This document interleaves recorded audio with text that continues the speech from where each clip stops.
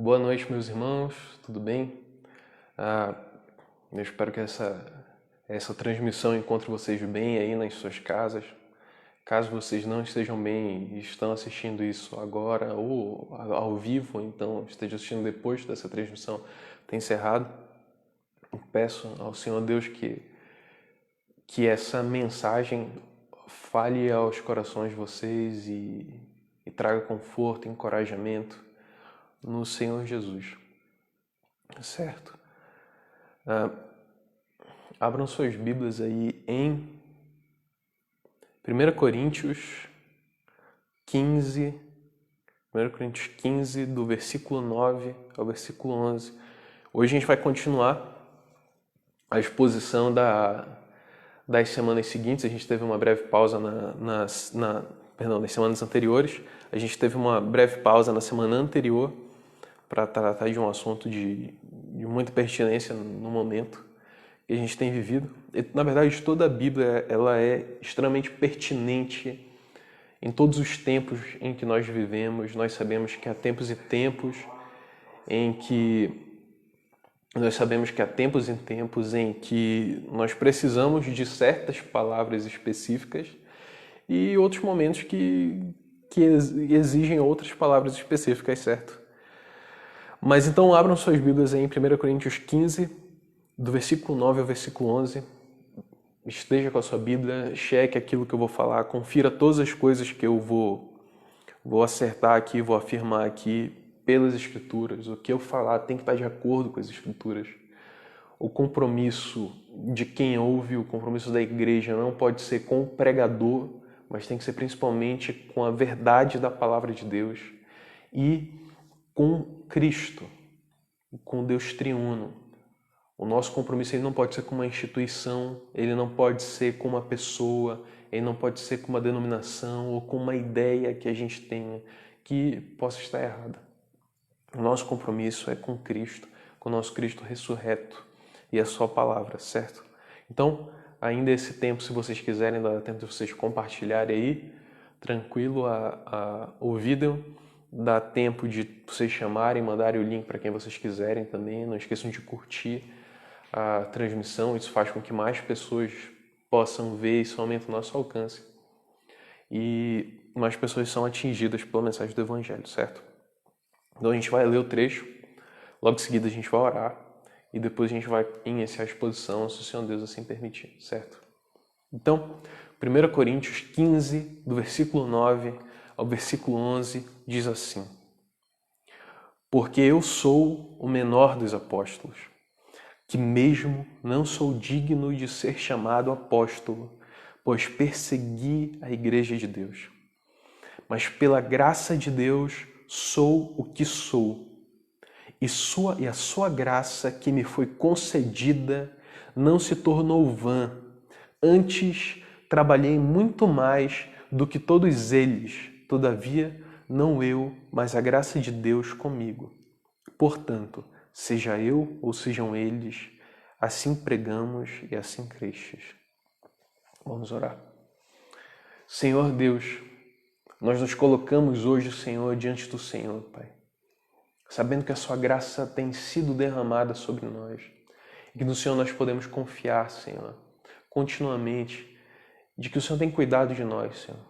Afinal de contas, o Senhor nos salvou, Pai. E aquele que nos entregou Cristo nos entregará com Ele todas as coisas também. Nós podemos crer nisso, porque isso está escrito, Pai, na Bíblia. Senhor, eu peço que hoje, Pai, o Senhor toque os nossos corações e as nossas mentes, o Senhor os transforme através da palavra, Senhor, como um renovo que surge, Senhor, nos nossos espíritos, Pai. Fale conosco, Senhor. Quebrante os corações, porque só o Senhor pode fazer isso. Por mais que a gente queira, é o Senhor quem quebranta os corações, Pai. E, Senhor, nós sabemos que nós só queremos porque o Senhor tem quebrantado, Pai. E nós te agradecemos por isso, Senhor. Pai, eu peço que o Senhor fale através de mim essa noite, que o Senhor não me deixe desviar nem para a direita nem para a esquerda, mas que eu fique firme na sã doutrina da sua palavra, Senhor. Pai, o Senhor toque todas as pessoas que ouvirem isso, todas, Pai, eu te peço sem exceção, Pai. Abençoa esta igreja, Pai. Fá-nos, Senhor, cada vez mais missionários, Pai. Que a gente pregue a palavra, que a gente enche, Pai, que a gente faça isso, quer seja oportuno, quer não, Senhor. Que a gente faça sem medo, Pai, com coragem, para a glória do Seu santo nome, sabendo, Senhor, que sim, toda a nossa vida é para o Senhor, Pai. E tudo aquilo que o Senhor nos deu, nós entregaremos para o Senhor, Pai. Porque assim o Senhor quer e assim seremos felizes, Senhor. Porque só há felicidade verdadeira para o ser humano em Ti, Pai. Nós nos entregamos aqui a Ti, Pai, e nós pedimos que o Senhor abençoe este culto para a Sua glória, Pai, em nome de Jesus. Amém, Senhor. Então, 1 Coríntios 15, versículo 9 ao versículo 11, diz assim: Porque eu sou o menor dos apóstolos, que mesmo não sou digno de ser chamado apóstolo, pois persegui a igreja de Deus. Mas pela graça de Deus sou o que sou, e a sua graça que me foi concedida não se tornou vã. Antes, trabalhei muito mais do que todos eles. Todavia não eu, mas a graça de Deus comigo, portanto, seja eu ou sejam eles, assim pregamos e assim crestes. O apóstolo Paulo, ele está tratando, nesse capítulo todo, ele vai tratar sobre a ressurreição. Mas assim como ele faz em muitas das suas cartas, como ele faz em Gálatas, ele faz também em Efésios, como ele faz em Timóteo, ele separa sempre uma parte para falar sobre a sua autoridade como apóstolo, as suas credenciais como apóstolo, e ainda assim como ele vê a si mesmo como o menor de todos, mas ainda assim um apóstolo do Senhor Deus, um apóstolo do Senhor Jesus Cristo, o qual tem a sua autoridade estabelecida sim em Cristo Jesus. Diferente dos apóstolos que nós temos hoje, um apóstolo de verdade, ele não se autodenomina apóstolo, ele não pode ser ungido apóstolo por uma outra pessoa que de repente redescobriu que na Bíblia tem esse termo, ou então que tinha essa função na Bíblia. Mas nós vamos continuar e nós vamos discorrer sobre esse assunto dentro do texto. Ele começa assim: porque eu sou o menor dos apóstolos. Ele começa dizendo que ele é o menor de todos, e a gente vê como Paulo sempre ele tem esse movimento pessoal dele de se colocar como o menor de todos, ou então o maior de todos os pecadores, ou o pior dos pecadores. E o apóstolo Paulo ele tem motivos para ver isso, ele tem motivos para se ver dessa forma, mas ele também tem um motivo de dizer que apesar de ele ser o menor dos apóstolos, ele é um apóstolo. E ele cumpre todos os requisitos para ser um apóstolo.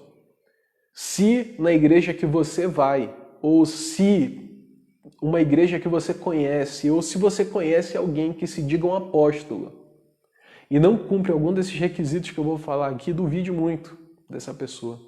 Porque nós cremos que os apóstolos eles foram 12 mais 1, certo? E ele fala assim: eu sou o menor dos apóstolos. Porque anteriormente vocês veem que ele fala assim: afinal, depois de todos foi visto também por mim como um nascido fora de tempo. Ou seja, ele é o menor, começa pelo fato de que ele nasceu depois, ele foi concebido depois, no encontro na estrada para Damasco. O Senhor Jesus Cristo aí aparece para Paulo, ele fala: Saulo, Saulo, por que me persegues? Saulo cai, ele vai ao chão, ele fica cego, o servo do Senhor Ananias, ele vai, cura Paulo, ora sobre Paulo, o batiza. E esse é um dos requisitos que o apóstolo Paulo ele cumpre para ser um apóstolo. Um dos requisitos é: ele teve um encontro pessoal com Jesus. Jesus apareceu em corpo para o apóstolo Paulo. Ele apareceu na estrada. Depois de já não ter mais aparecido para outros, como um nascido fora de tempo de fato, ele aparece fisicamente para o apóstolo Paulo. O segundo ponto muito importante é que os ensinamentos que ele os teve direto de Cristo Jesus. Ele prega assim o evangelho baseado em tudo aquilo que ele aprende das Escrituras e aprendeu ao longo de sua vida. Depois de um tempo ele vai para Jerusalém e passa um período aprendendo com os apóstolos que lá estavam. E mesmo os apóstolos de lá, Barnabé tendo apresentado ele como apóstolo aos apóstolos, e os apóstolos de lá tendo reconhecido como um deles, mesmo assim, o apóstolo Paulo ele ainda age se mantendo de maneira submissa aos apóstolos que estavam em Jerusalém. Então ele se vê de fato como um menor.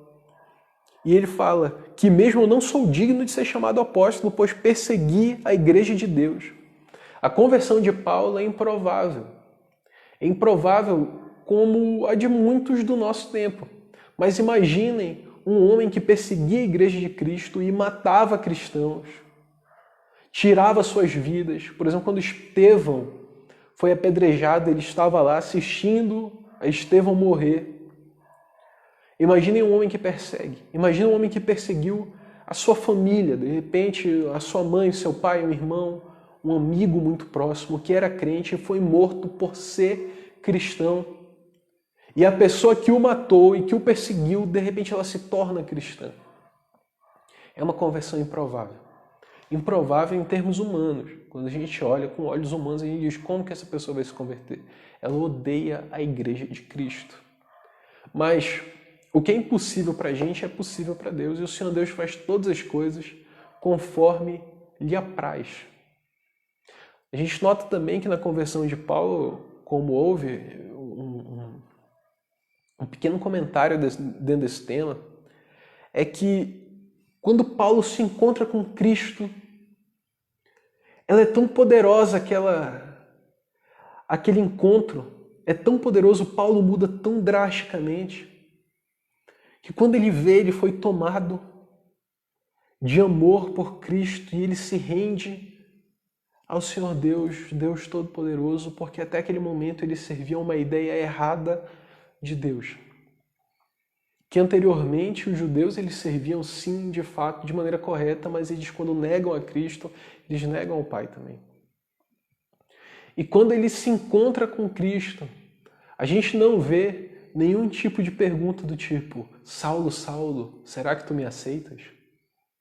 Na verdade é: Saulo, Saulo, por que me persegues? Então Cristo envia o seu Espírito para dentro de Paulo e Paulo já não é mais o mesmo. E ele é batizado depois. E ele é batizado após crer, né? Vejam que poder é esse. O apóstolo Paulo mesmo, ele odiando a igreja de Cristo e odiando a Cristo, ele não pôde resistir ao poder de Deus quando este o chamou. Este é o chamado eficaz.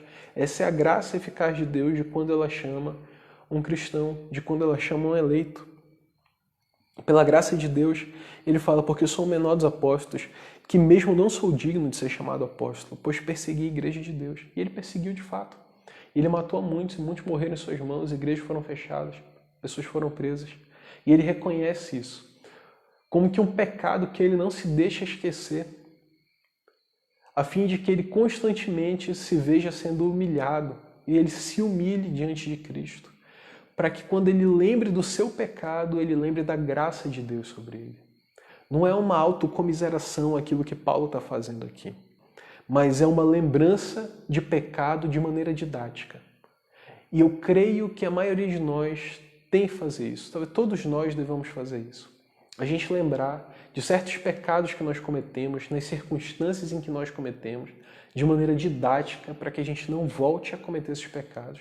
E para que a gente também lembre sempre de que se nós somos o que somos, é porque a graça de Deus agiu sobre nós. O apóstolo Paulo ele faz dessa maneira. Isso leva ele a ser mais humilde. E ele a trabalhar mais. Porque ele sabe, por ele ser o menor de todos, ele deveria fazer mais que todos então. Porque ele nem era digno de estar dentro daquele grupo. Portanto, assim, somos nós que devemos lembrar dos nossos pecados e lembrar: eu que sou cristão, nem sou digno de ser chamado cristão, mas pela graça de Deus eu sou o que sou. O Senhor Deus, ele nos tirou das trevas para o reino da sua graciosa luz. Não foi por causa de algo que nós fizemos. Não foi porque ele viu alguma bondade em nós. Não foi porque ele olhou em algum de nós e viu uma fasquinha de luz, de graça e diz: ah, esse daí eu posso escolher. Não. Pelo beneplácito da sua vontade, o Senhor Deus escolheu e salvou. E isso está baseado no amor dele. Isso é muito difícil de entender. E às vezes não é só difícil de entender, às vezes a gente até entende, mas isso é muito difícil de engolir. Porque a gente precisa ver na gente algo de bom que justifique a nossa salvação. Muitas vezes a gente precisa ver. Às vezes a gente precisa olhar pra gente e dizer: não, mas eu sou uma boa pessoa. Quando a gente olha às vezes até para algumas outras pessoas e diz: esse cara é muito bom, só falta ele ser crente. Não pode ser que esse cara não seja salvo, essa mulher não seja salva. Eles são pessoas muito boas. Mas quando o Senhor Deus ele age, ele salva, ele não salva porque nós fizemos algo. Antes o cristão é alguém a quem aconteceu alguma coisa, não alguém que fez alguma coisa. E se tem uma coisa que nós fizemos, sim, foi que nós respondemos à graça de Deus, porque o Senhor Deus é quem opera em nós, tanto querer quanto realizar. E é isso aí um grande mistério do cristianismo. E ainda assim o Senhor Deus diz, venham, e nós temos que vir. O apóstolo Paulo tinha a obrigação de ir, nós também temos a obrigação de ir a Cristo, e nós que estamos em Cristo temos a obrigação de permanecer. E ainda assim nós sabemos que é Cristo que nos mantém atados a Ele pelas correntes de amor e de graça, que não nos deixam escapar da sua presença. E louvado seja o Senhor por isso. Porque o Senhor Deus ele não nos prende contra a nossa vontade, antes a graça de Deus triunfa graciosamente sobre a vontade do homem. Como quando um homem se apaixona por alguém, quando ele se apaixona por sua amada. É como se aquele amor pegasse então de supetão e ele olha para ela e de repente ele se vê amarrado em amores por ela. Ele não olha, quando alguém se apaixona, a pessoa não olha e fica pensando, eu devo ou não devo. É como se no coração algo se aquecesse. E mesmo quando a gente encontra um lugar que tanto a gente queria, a gente olha e é como se algo esquentasse aqui, dentro de nós. E como se uma luz raiasse na escuridão da nossa alma. Muito maior ainda é a salvação de Deus sobre todos os homens eleitos, sobre todas as pessoas eleitas. Muito maior é. Porque nós estávamos mortos e os nossos olhos se abrem e de repente nós nos encontramos vivos.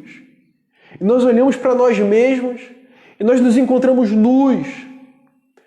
E o Senhor Deus nos cobre com o sangue do Cordeiro, Ele nos lava com o sangue do Cordeiro e Ele nos cobre com a pele do Cordeiro. E nós já não estamos mais em vergonha diante de Deus.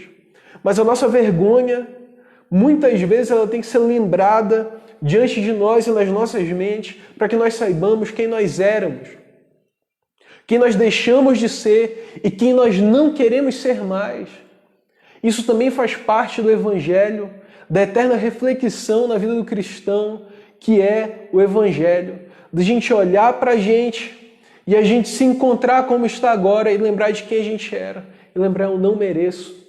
Isso é graça. Graça é favor imerecido. Se você acha que merece a salvação de Deus, talvez você sequer seja salvo. Se você acha que merece, você é um salvo. E eu espero estar falando com alguns assim. Lembre-se, você não merece. Senão não seria graça, seria mérito. Nós não conquistamos a salvação. Nós fomos conquistados para sermos salvos. Nós fomos conquistados por Cristo. Éramos escravos, agora somos livres. Nós não compramos a nossa carta de alforria. Nós fomos comprados por um valor infinito. Isso serve também de mais um ensinamento, que é, todas as vezes que você achar que você perdeu a sua salvação por um pecado que cometeu, lembre-se, foi por um valor infinito que você foi comprado. E o apóstolo Paulo ele dá mais bases para isso e mais bases também para o seu próprio discurso. Ele sempre fala desse ponto, pois ele perseguiu a igreja de Deus. Mas, versículo 10, pela graça de Deus sou o que sou. E pela graça de Deus somos o que somos. Se somos igreja, somos pela graça de Deus. Se somos salvos, é pela graça de Deus. Se chegamos a algum lugar, foi pela graça de Deus. E se nós não chegamos onde nós planejávamos e somos de Cristo, foi pela graça de Cristo que não chegamos. Porque o Senhor Deus, Ele opera graciosamente em todos nós, em todas as coisas das nossas vidas. Aquele que nos deu Cristo, com Ele nos dará todas as coisas que Ele quer dar. E pela graça dele, Ele também nos concede muitos dos desejos dos nossos corações. Que Deus é esse que não se encontra em nenhuma outra religião. Que Deus é esse que concede graça ao perdido e faz consigo amizade entre ele e o inimigo. Que Deus bondoso é esse que chama de filho alguém que era perverso. Esse é o nosso Deus. E nós temos que lembrar que esse mesmo Deus que é o nosso Deus, é o Deus de Paulo, é o Deus de Pedro, é o Deus de Mateus, é o Deus de Lucas, é o Deus de Elias, é o Deus de Abraão, de Isaac, de Jacó, de Davi. É o Deus do nosso Cristo. E o mesmo Espírito que atua em nós é o Espírito que ressuscitou Cristo e o trouxe da morte para a vida. Ele venceu o Deus triuno que agiu conjuntamente, continua agindo hoje na sua igreja e age em nós. Que Deus é esse? É o nosso Deus. E nós podemos descansar nele e podemos lembrar que pela graça de Deus, Paulo foi o que foi, é o que é e nós somos o que somos. Pela graça de Deus sou o que sou. E a sua graça que me foi concedida não se tornou vã. No original também pode ser entendido como e a sua graça que me foi concedida não se tornou sem efeito. Ou seja, esse é o chamado eficaz. A quem Deus chama para a salvação, vem para a salvação. Alguns que recebem o Evangelho, infelizmente, para não crerem, para se revoltarem contra o Evangelho. E a esses não há desculpa se eles não querem Cristo. Porque nós somos responsáveis pelos nossos atos. E se nós rejeitamos a Cristo, é porque nós quisemos rejeitar a Cristo. Por isso que ele diz assim, olha, não se tornou vã, antes trabalhei muito mais do que todos eles, todavia não eu, mas a graça de Deus comigo. Olha só, a graça de Deus não se tornou vã em todos nós que cremos. E talvez aquele que no passado tenha rejeitado Cristo, que hoje ou no futuro ele venha a Cristo. Que a graça de Deus não se torne vã em você também. Nós temos responsabilidade sobre as nossas vidas. Se você está em pecado, arrependa-se. Se você está longe de Cristo, venha para Ele. Peça a Cristo, porque Cristo nunca rejeitou a ninguém que veio a Ele. Nunca. Em toda a história, de toda a eternidade, nunca alguém que veio a Cristo foi lançado fora. Ninguém que vem a mim eu lançarei fora. O Senhor Jesus falou. E ele fala, não se tornou vã, antes trabalhei muito mais do que todos eles.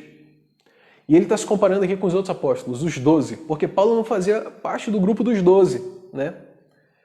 E assim como aconteceu com as tribos de Israel, nós tínhamos 12 tribos, então José abre mão da sua terra, vai lá, nós éramos 12 e agora, na verdade, passa a ser 13, né? Entre Efraim, Manassés e a tribo de José.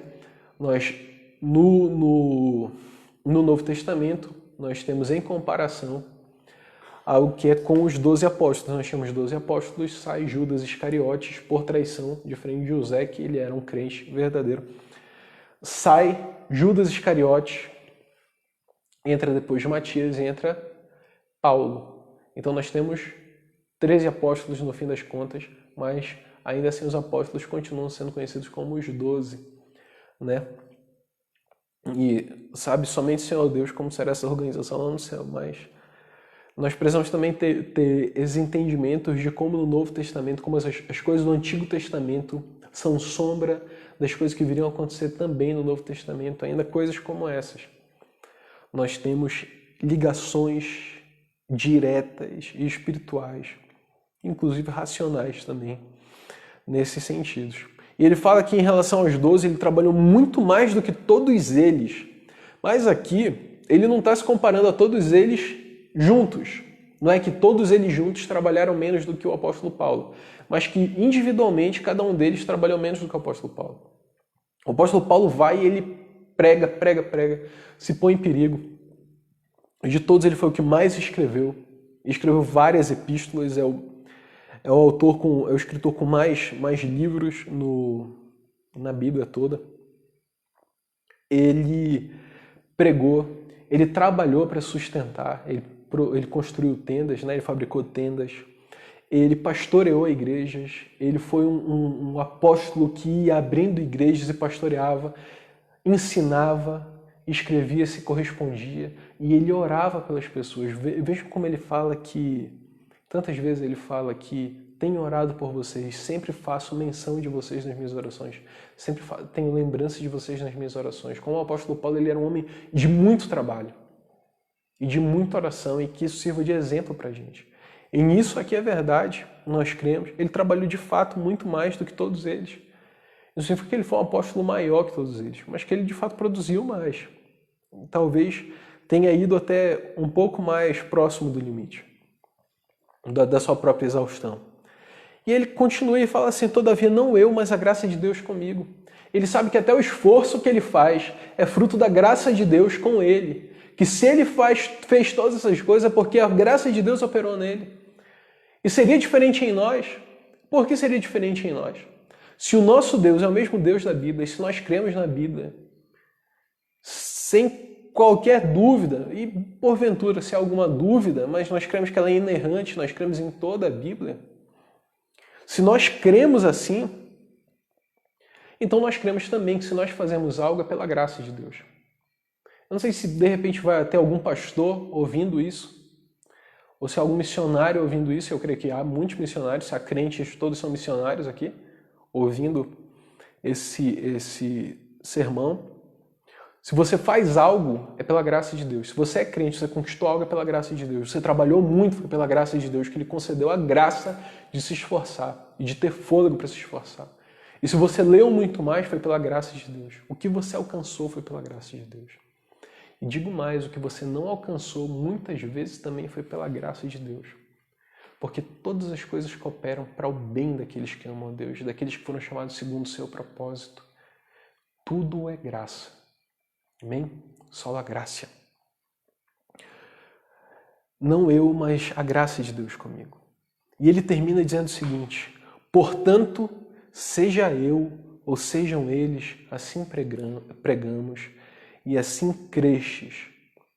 Portanto, seja eu ou sejam os apóstolos que são maiores que eu, isso que o apóstolo Paulo fala, ele diz: assim pregamos, todos nós pregamos a mesma coisa e assim vocês creram. Aqui ele está se referindo aos coríntios. Mas essa palavra também vale para você que é crente e está ouvindo isso. Assim foi pregado, e nós pregamos o evangelho dos apóstolos. A mensagem apostólica é a mensagem que nós pregamos. Todos nós, crentes genuínos, nós pregamos o evangelho de Cristo, que é o evangelho de Paulo, que é o evangelho de Pedro. O evangelho deles é o evangelho de Cristo. E assim pregamos, assim crestes. Se você ouvir um evangelho diferente desse, que não é pela graça que você é salvo, que é pelo seu esforço, foi porque você quis Jesus, esse não é o evangelho verdadeiro. Isso não significa também que se o Senhor Deus tocou o seu coração, isso não significa que você não é salvo. Mas talvez você tenha entendido errado durante esse tempo. Mas sabe de uma coisa? Que Cristo hoje estende a sua mão para você. E pela graça dele, venha. Assim como o apóstolo Paulo também, nós devemos nos esforçar muito e trabalhar muito. Nós temos outros trabalhos e temos outras profissões, empresas, empregos. Nós também temos que trabalhar muito pelo Evangelho. Nós temos uma vida só para queimar aqui. Uma vida para entregar. O combustível da igreja tem sido a vida dos santos do Senhor. E muito nós temos que saber que isso é verdade, sabendo que nós somos movidos também pela graça. Esse trecho de 3 versículos é uma grande apologia da graça de Deus na vida do apóstolo Paulo. E nós vemos como claramente ela é aplicada às nossas vidas. E como o Senhor Deus tem nos amado. Trabalhem duro. Fiquem firmes. Não tenham uma visão grande de si mesmos. E acreditem em tudo a graça de Deus. Esses seriam os 4 pontos que nós precisamos aprender desse texto. Fiquem com Cristo, venham a Cristo, deleitem-se em Cristo, trabalhem duro, entreguem-se a Cristo e acreditem em tudo a graça de Deus, amém? Eu vou fazer uma oração agora, se por acaso o Senhor Deus tocou o seu coração e você está vendo essa transmissão agora ou está vendo esse vídeo depois, pode mandar uma mensagem para a gente, pode ser no nosso WhatsApp, pode ser na mensagem para a página da igreja. Se você conhece algum de nós, pode procurar. Se você não conhece nenhum de nós e de repente você conhece um bom pastor por onde você mora ou onde você está, procure uma boa igreja, congregue numa boa igreja, que seja bíblica. Venha para Cristo. Não desperdice a sua vida. Amém? Senhor, nós nos colocamos, Senhor, diante de Ti agora para agradecer, Senhor, por esse irmão. Te agradecer pela Sua igreja, Senhor, e pela Sua graça sobre nós, Senhor. Nós somos Teus, Senhor. Usa-nos, Pai. Converta-nos, Pai. Transforma-nos, salva-nos. Abençoa, Pai, todos os que estão ouvindo essa mensagem. Pai, todos que estão aqui, abençoe suas voltas para casa, Senhor. Pai, abençoa aqueles que estão nas suas casas ouvindo, ou onde quer que estejam ouvindo, abençoe-os, Pai. Faça-os crescer em Ti, faça-os vir a Ti, Senhor. Nós pedimos isso, Pai. Colocamos diante de Ti as nossas petições, crendo, Pai, que o Senhor faz toda a obra em nós. Abençoa esta igreja, Senhor. Faz crescer esta casa, Senhor. Faz crescer, Pai, para um salão, Senhor. Pai, faça-nos ganhar almas, Pai, nós pedimos. Em nome de Jesus. Amém. Desejo a você uma boa noite. Eu peço perdão se eu estava muito acelerado essa noite. Eu peço que o Senhor Deus abençoe você. Se volta a dizer, se você não pegou essa mensagem do início, eu não vi a mensagem bem do comecinho, curta aqui, por favor, compartilhe, curta a página também. Se você crê que essa mensagem precisa chegar a mais pessoas, compartilhe, envie para quem você quiser.